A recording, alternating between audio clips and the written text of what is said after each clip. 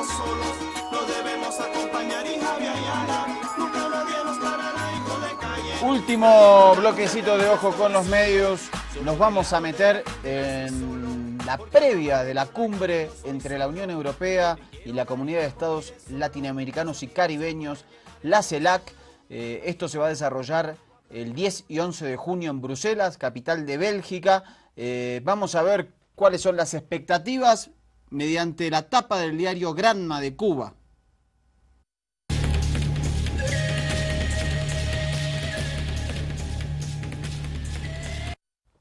Ahí tenemos el órgano oficial del Comité Central del Partido Comunista de Cuba, Granma. Destacan rechazo de la Unión Europea al bloqueo de Estados Unidos. Se espera que en la cumbre de esta semana entre la Comunidad de Estados Latinoamericanos y Caribeños y la Unión Europea quede plasmado en los documentos la posición europea respecto al cerco contra Cuba. Efectivamente se aguarda que la Unión Europea haga un pronunciamiento en contra del bloqueo contra Cuba. Hace poquito estuvo François Hollande, presidente de Francia, de visita oficial a la isla, y ahí se refirió a esto, así que es muy probable que esto pueda suceder. Quien hoy abrió en conferencia de prensa las expectativas de esta cumbre es Ricardo Patiño, en su calidad de presidente pro tempore de la CELAC. Ecuador detenta el liderazgo del bloque regional y se refirió a los temas que le interesa a la CELAC que se traten en la cumbre. Vamos a verlo y escucharlo.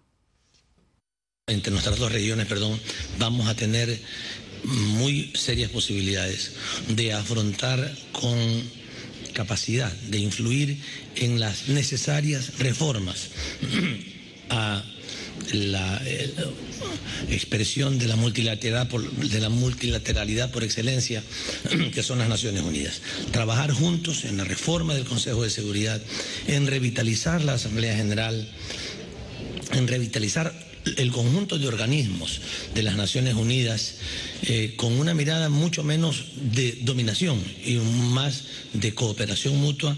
Yo creo que ahí vamos a cumplir un rol importante. Y esto puede favorecer la inclusión en esta discusión de muchas otras regiones. Vamos a ser capaces de construir la paz, esa paz necesaria, esa paz que afortunadamente en regiones como América Latina y Caribeña está absolutamente presente. Pero tenemos que construir la paz en todo el mundo, no podemos quedarnos tranquilos por el bien de todos y particularmente por el bien de las regiones que viven situaciones de conflagración desde hace mucho tiempo. Terminar el embargo con Cuba, el embargo hacia Cuba de parte de los Estados Unidos, un reto que todos los países del mundo tenemos y hay que superar eso. No podemos mantener después de 5 décadas una situación absolutamente injusta. Honda preocupación porque otros países del mundo lamentablemente no respetan de manera suficiente, no respetan como debe ser la soberanía de algunos de nuestros países. Lo que ha pasado respecto al tema de Venezuela, la orden ejecutiva del gobierno de los Estados Unidos y nuestra exigencia de la revocatoria de la misma, de trabajar para la finalización del bloqueo económico a Cuba, en donde tal vez no podemos utilizar los mismos términos entre nosotros, pero sabemos que hay una voluntad, un espíritu común para que estas cosas, este carácter injerencista de algunos países no se consolide y no afecte la paz, la democracia, el progreso en nuestra región.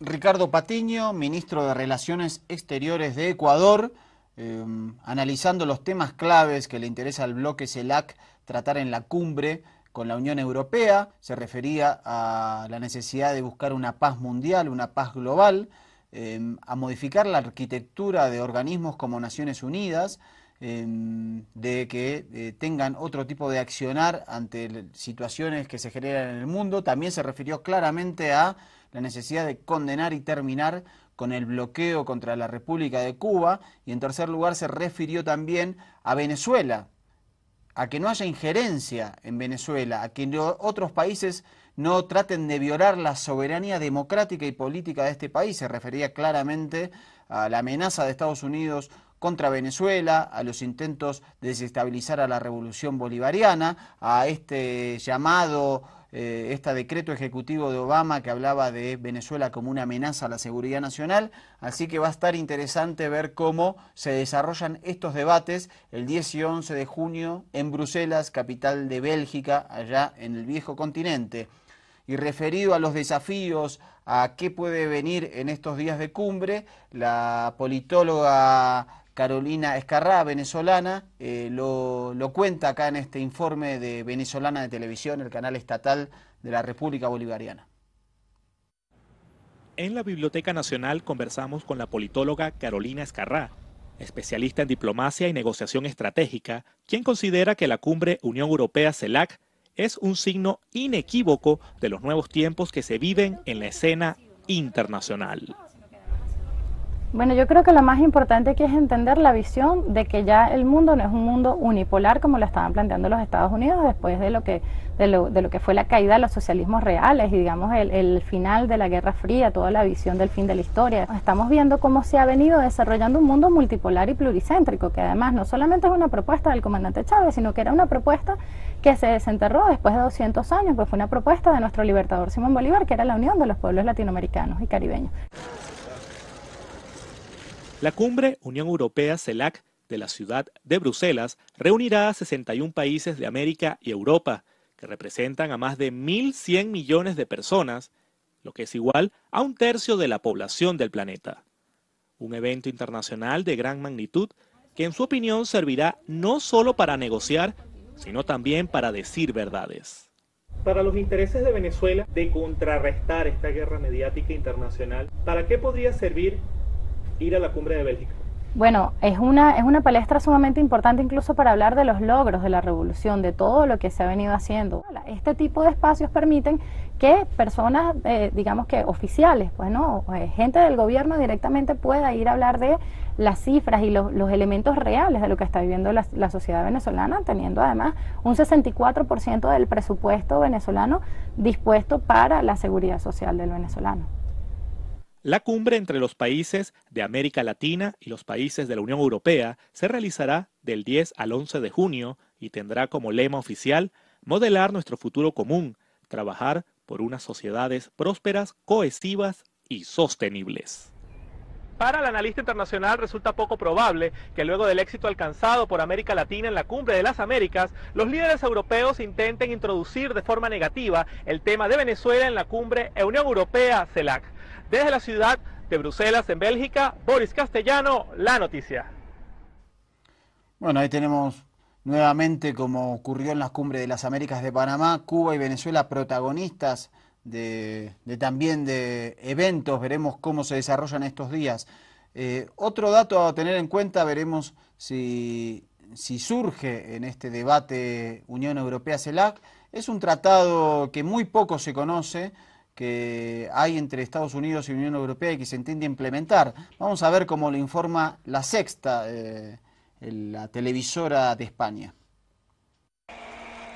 Son las voces en contra de un tratado que negocia la Unión Europea y Estados Unidos. Llevan 2 años de reuniones a puerta cerrada. Poco se sabe. Hasta 100 encuentros bajo la premisa del secretismo ha mantenido la Comisión Europea con multinacionales. Lo negocian en bajito, no se sepa lo que es. Protestas movilizadas por el miedo a perder derechos. Es porque hay una serie de intereses ocultos detrás de este tratado que afectan sobre todo a los derechos de muchos ciudadanos en Europa. Otros, los defensores, ven en el tratado un progreso. Toda liberalización de los movimientos de personas, mercancías y capitales fomenta el desarrollo económico y fomenta las libertades de las personas. Entre los puntos clave, el más polémico es la posibilidad de que las multinacionales puedan revocar las leyes estatales. Estarían por encima de la constitución de cada país y los conflictos se resolverían con tribunales supraestatales. Otro de los puntos que genera controversia es la apertura a la entrada al pollo clorado, carne hormonada y productos transgénicos a Europa, donde los controles sanitarios son más exhaustivos. Aquí se vela por la calidad del producto en todo momento, mientras en Estados Unidos los alimentos solo son examinados cuando van a ser comercializados.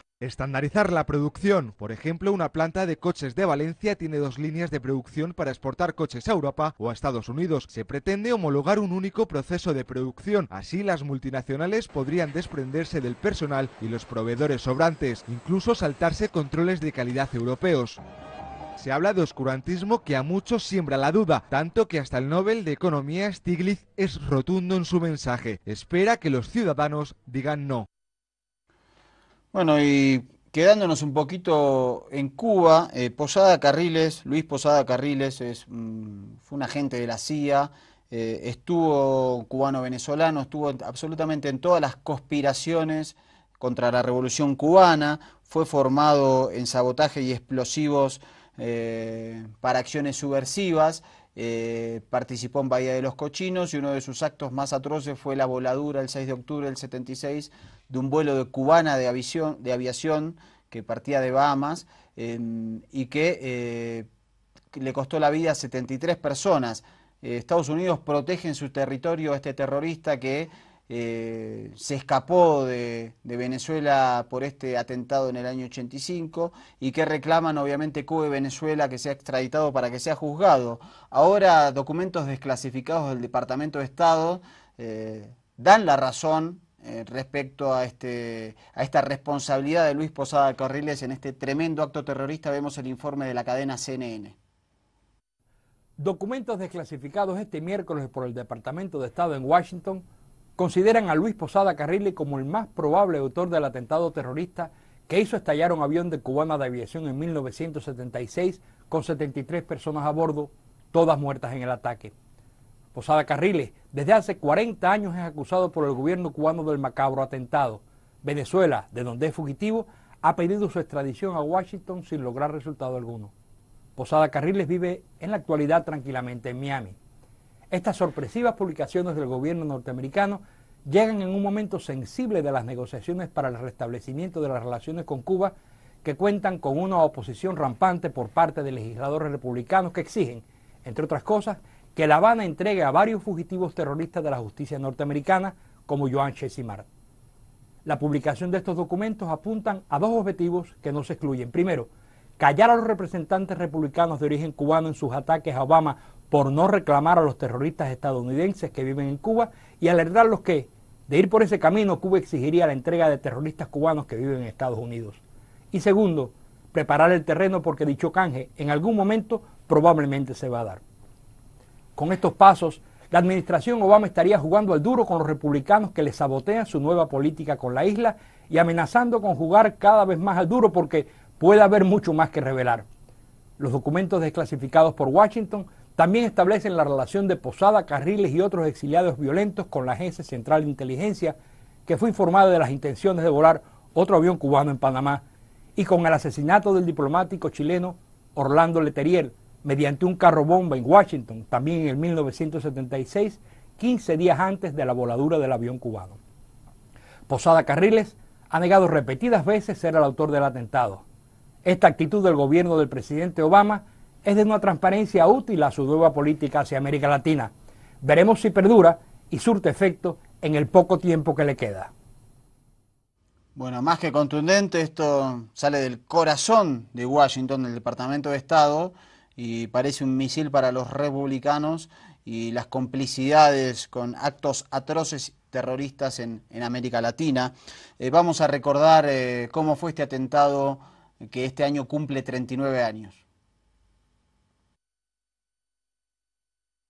Barbados, 6 de octubre de 1976. El vuelo 455 de Cubana de Aviación explota durante el despegue frente a las costas de la isla caribeña a causa de un atentado terrorista.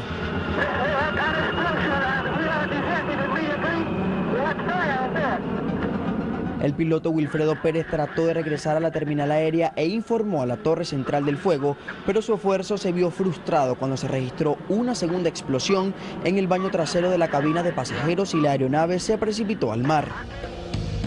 73 civiles perdieron la vida, entre ellos 57 cubanos de la selección de esgrima, 11 guyaneses y 5 coreanos. No podemos decir que el dolor se comparte, el dolor se multiplica. Millones de cubanos Lloramos hoy junto a los seres queridos de las víctimas del abominable crimen. Y cuando un pueblo enérgico y viril llora, la injusticia tiembla. El ataque fue planificado en Caracas por los terroristas de origen cubano Luis Posada Carriles y Orlando Bosch Ávila y fue ejecutado por los venezolanos Hernán Ricardo y Freddy Lugo, todos protegidos además por los gobiernos de la Cuarta República. El 8 de agosto de 1985, Ricardo y Lugo fueron condenados a 20 años de cárcel. 10 días después de este fallo, Posada Carriles escapó de la cárcel de San Juan de los Morros, donde se encontraba, y se refugió en Centroamérica. Bosch fue absuelto en 1987 y resguardado por Washington. Falleció el 27 de abril de 2011.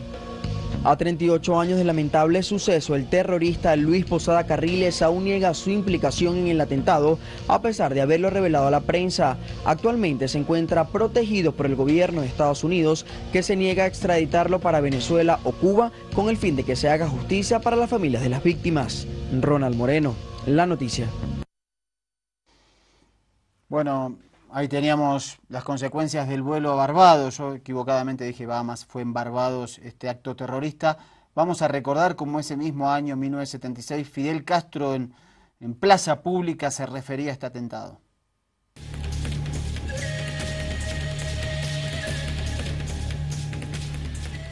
Solo los restos mortales de 8 cubanos han podido ser recuperados.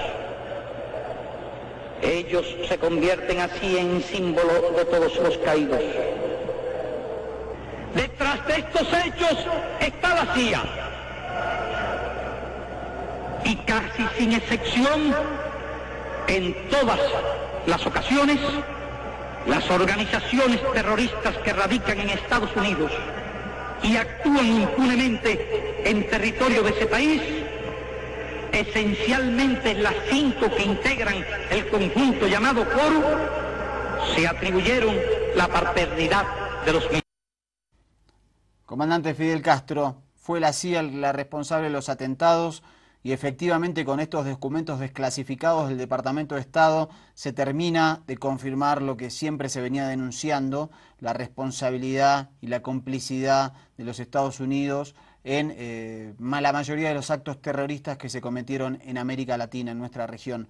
Esto fue Ojo con los Medios, la importancia del archivo, la importancia de bucear y de contarte cómo te cuentan las cosas los medios de comunicación. Nos vemos en la próxima. El gusto de estar con vos. Mi nombre es Mariano Vázquez. Hasta mañana.